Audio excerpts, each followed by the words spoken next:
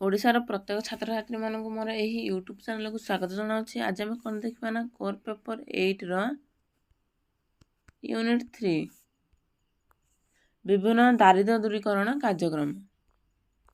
ସ୍ୱାଧୀନତା ପ୍ରାପ୍ତି ପରଠାରୁ ଭାରତରେ ସରକାରଙ୍କ ଦ୍ୱାରା ଲାଗୁ କରାଯାଇଥିବା କେତେକ ମୁଖ୍ୟ ଦାରିଦ୍ର୍ୟ ଦୂରୀକରଣ କାର୍ଯ୍ୟକ୍ରମକୁ ନିମ୍ନରେ ଆଲୋଚନା କରାଯାଇଛି। ପ୍ରଥମେ କ'ଣ ଅଛି ନା ଜାତୀୟ ଗ୍ରାମ୍ୟ କର୍ମନିଯୁକ୍ତି ଯୋଜନା। ୟାକୁ ଇଂରାଜୀରେ କ'ଣ କୁହାଯାଏ ନା national rural employment programme. N ହେଉଛି ନ୍ୟାସନାଲ, ଆର୍ ହେଉଛି ରୁରାଲ, ଇରେ ହେଉଛି ଏମ୍ପ୍ଲୟମେଣ୍ଟ, ପିରେ ହେଉଛି ପ୍ରୋଗ୍ରାମ। ଏହି NREP କାର୍ଯ୍ୟକ୍ରମ 1980 ମସିହା ଅକ୍ଟୋବର ମାସରେ କାର୍ଯ୍ୟକାରୀ ହୋଇଥିଲା। 1977ରୁ 78 ମସିହାରେ ଆରମ୍ଭ ହୋଇଥିବା କାମ ପାଇଁ ଖାଦ୍ୟ କାର୍ଯ୍ୟକ୍ରମକୁ ପୁନର୍ଗଠନ କରାଗଲା ଏବଂ ଏହା ଜାତୀୟ ଗ୍ରାମ୍ୟ କର୍ମନିଯୁକ୍ତି ନାମରେ ନାମିତ ହେଲା। ଏହି ଯୋଜନାର 3ଟି ଉଦ୍ଦେଶ୍ୟ ଥିଲା। ସେଗୁଡ଼ା କ'ଣ କ'ଣ ଦେଖିବା ନା ପ୍ରଥମ ଅଛି କ'ଣ ନା ଗ୍ରାମାଞ୍ଚଳରେ ବେକାରୀ ଏବଂ ଅର୍ଦ୍ଧ ବେକାରୀ ଲୋକମାନଙ୍କ ପାଇଁ ଲାଭଜନକ କର୍ମନିଯୁକ୍ତି। ସେକେଣ୍ଡ କ'ଣ ଅଛି ନା ଗ୍ରାମ୍ୟ ଭିତ୍ତି ସଂରଚନାକୁ ଦୃଢ଼ୀଭୂତ କରିବା ପାଇଁ ଦୀର୍ଘକାଳ ସ୍ଥାୟୀ ସମୁଦାୟ ସମ୍ପତ୍ତି ସୃଷ୍ଟି କରିବା। ତାପରେ କ'ଣ ଅଛି ନା ଲାଷ୍ଟରେ ଗ୍ରାମ୍ୟ ଗରିବ ଲୋକମାନଙ୍କର ପୁଷ୍ଟିକାରକ ମାନ ବୃଦ୍ଧି କରିବା। ଏହି କାର୍ଯ୍ୟକ୍ରମରେ କାମ ପାଇଁ ମଜୁରୀ ହିସାବରେ ଖାଦ୍ୟଶସ୍ୟ ଯୋଗାଇ ଦିଆଯାଇଥାଏ। 2 ନମ୍ବରରେ କ'ଣ ଅଛି ନା ଗ୍ରାମ୍ୟ ଭୂମିହୀନ କର୍ମ ନିଯୁକ୍ତି ସୁରକ୍ଷା ଯୋଜନା। ଭୂମିହୀନ କର୍ମ ନିଯୁକ୍ତି ସୁରକ୍ଷା ଯୋଜନା ପ୍ରବର୍ତ୍ତନ ହୋଇଥିଲା। ଏହି ଯୋଜନାର ମୁଖ୍ୟ ଉଦ୍ଦେଶ୍ୟ ଥିଲା ଭୂମିହୀନ ଶ୍ରମିକ ପରିବାରର ଅନ୍ତତଃ ଜଣେ ସଦସ୍ୟକୁ ବର୍ଷକରେ ସର୍ବନିମ୍ନ 100 ଦିନ କର୍ମ ନିଯୁକ୍ତି ଯୋଗାଇ ଦେବା। 3 ନମ୍ବରରେ କ'ଣ ଅଛି ନା କର୍ମ ନିଯୁକ୍ତି ପ୍ରତିଶ୍ରୁତି ଯୋଜନା। ଏହି ଯୋଜନା 1983 ମସିହା ଅଗଷ୍ଟ ମାସ 5 ତାରିଖରେ ଆରମ୍ଭ ହୋଇଥିଲା। ଏହି ଯୋଜନାର ମୁଖ୍ୟ ଲକ୍ଷ୍ୟ ହେଲା ପ୍ରତ୍ୟେକ ଗ୍ରାମ୍ୟ ପରିବାରର 2 ଜଣ ସଦସ୍ୟଙ୍କୁ ଅଭାବ କୃଷି ଋତୁରେ ବର୍ଷକୁ 100 ଦିନ କାର୍ଯ୍ୟ ଯୋଗାଇ ଦେବା। ଏହି ଯୋଜନାରେ ହିତାଧିକାରୀଙ୍କ ବୟସ ସୀମା 18ରୁ 60 ବର୍ଷ ହୋଇଥିବା ଉଚିତ। 4 ନମ୍ବରରେ କ'ଣ ଅଛି ନା ନିୟୁତ କୂପ ଯୋଜନା।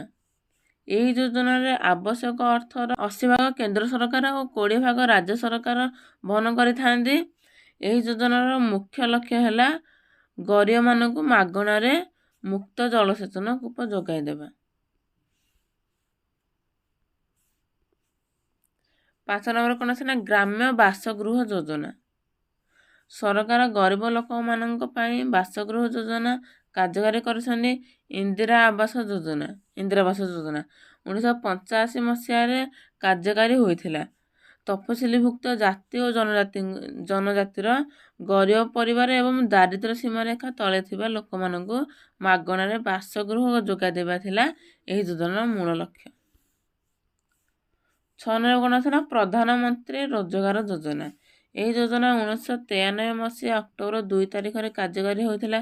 ଗ୍ରାମ୍ୟ ଓ ସହରାଞ୍ଚଳରେ କ୍ଷୁଦ୍ର ଶିଳ୍ପ ପ୍ରତିଷ୍ଠା କରି ତା ଦ୍ୱାରା ଶିକ୍ଷିତ ବେକାରୀମାନଙ୍କୁ କର୍ମ ନିଯୁକ୍ତି ସୁବିଧା ଯୋଗାଇ ଦେବା ଥିଲା ଏହି ଯୋଜନାର ମୁଖ୍ୟ ଲକ୍ଷ୍ୟ।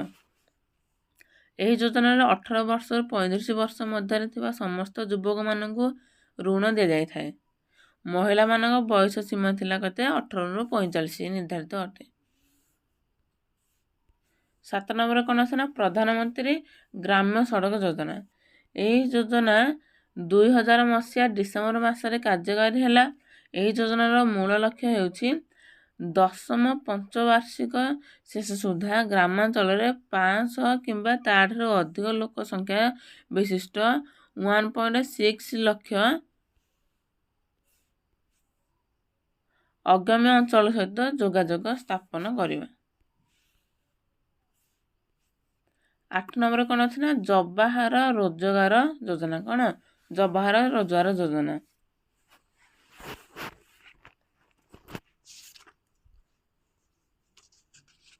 ଏହି ଯୋଜନା 1999 ମସିହା ଏପ୍ରିଲ ମାସରେ କାର୍ଯ୍ୟକାରୀ ହେଲା।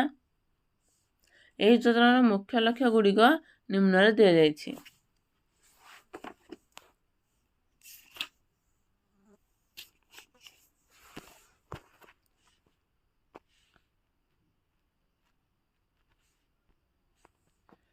ଏହି ଯୋଜନା ମାଧ୍ୟମରେ 3000ରୁ 4000 ପର୍ଯ୍ୟନ୍ତ ଲୋକ ସଂଖ୍ୟା ବିଶିଷ୍ଟ ଗ୍ରାମ ପଞ୍ଚାୟତକୁ 80,000ରୁ 1 ଲକ୍ଷ ପର୍ଯ୍ୟନ୍ତ ଆର୍ଥିକ ପାଣ୍ଠି ଯୋଗାଇ ଦିଆଯିବ।